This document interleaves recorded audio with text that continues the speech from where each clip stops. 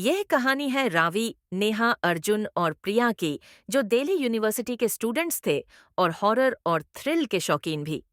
उन्होंने सुना था कि अग्रासिन की बाउली रात के वक्त कुछ अजीब सी एनर्जीज और आवाजों से भरी रहती है। एडवेंचर के शौक में चारों ने डिसाइड किया कि वो एक रात को वहां रुकेंगे और एक्सप्लोर करेंगे। रात को 11 बजे चारों दोस्तों ने बाउली में कदम रखा। पहले तो सब नॉर्मल लग रहा था, किसी भी पुरानी इमारत के तरह शांत और सन्नाटा भरी। लेकिन जैसे ही रात और गहरी होती गई, नेहा ने सबको कहा कि उसने अपने पास किसी के चलते हुए कदम की आवाज सुनी है।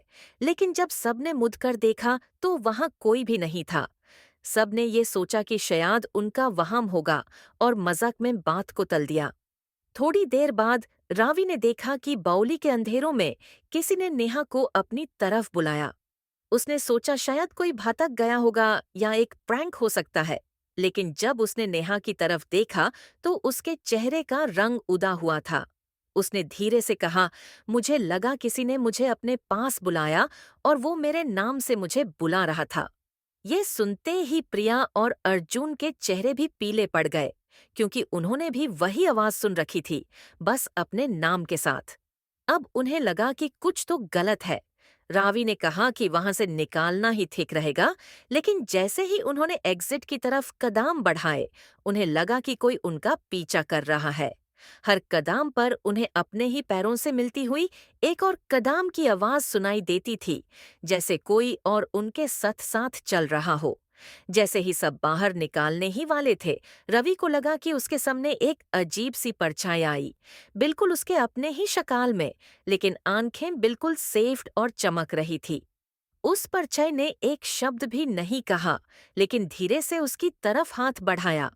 रवि की हालत खराब हो गई और वो वहां से भगना चाहने लगा।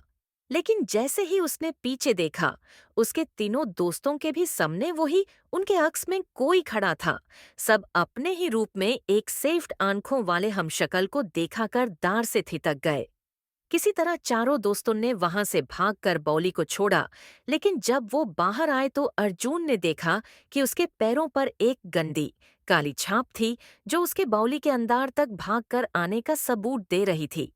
अगले कुछ दिन तक सबको अपने ख्वाबों में वो सेफ्ट आंखों वाले अक्स दिखाई देते रहे और उनके दिल में हमेशा एक अजीब सी थांदक सी महसूस होती थी।